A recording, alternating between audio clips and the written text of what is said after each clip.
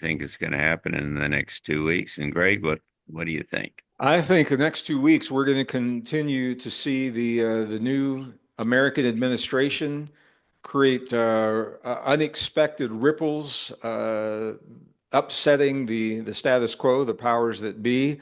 And I think one of the places we're going to see that probably most clearly and the magnitude of the change is whatever's happening in the Middle East. He essentially has stepped up and given a deadline. All hostages released noon this Saturday, so just a few days away.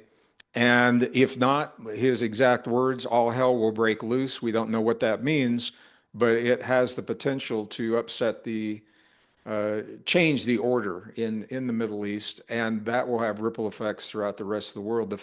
The fact that an American administration can have that kind of impact halfway around the world on the events as they are. Frank? Well, I would concur with Greg. I think we're living in a moment of deadlines, of ultimatums.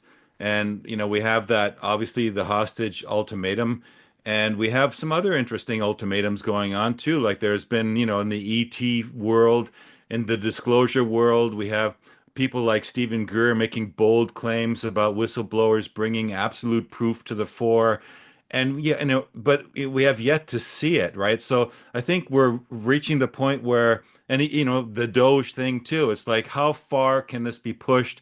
How many ultimatums can be set, and will they actually, call their ultimatums out for what they are, or are they just going to be more bluffs? Because, the bluffs are what carries people forward in this state of panic and in fear and anticipation, in the mass disempowerment of society waking up and taking on the roles themselves to fix the world.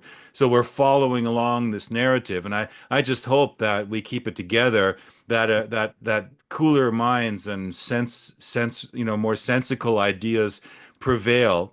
That what I've heard about going on in Russia with production of over 1,500 tanks per day is not true, even though apparently it is true. I mean, these things all point toward this ultimate, like the worst case showdown. But I think we're going to see in the next 2 weeks some of these ultimatums called for what they really are.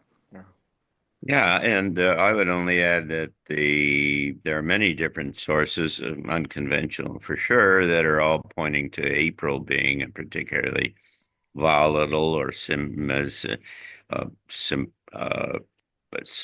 sensitive, some major kind of event that's going to happen in April. And as you kind of back away and start looking forward at that, you wonder whether, that Trump might be another assassination attempt or any number of external kind of things, including the possibility of this war in the Middle East, if you expanded war in the Middle East.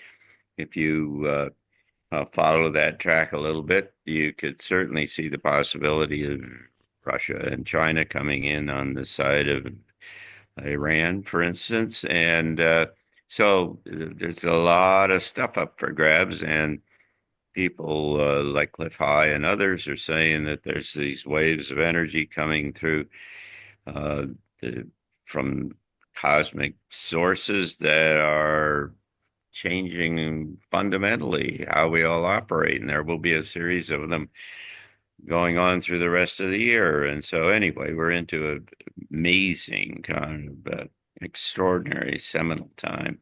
And we'll be back. All we can say with some certainty is that we'll be back in a couple of weeks to talk about all of this again. And so, thank you both for being a part of this conversation, and thank all of you who have joined us from around the world. We very much appreciate you all, and we look forward to seeing you again. Take care. Thank you all. We love you all. Thank you.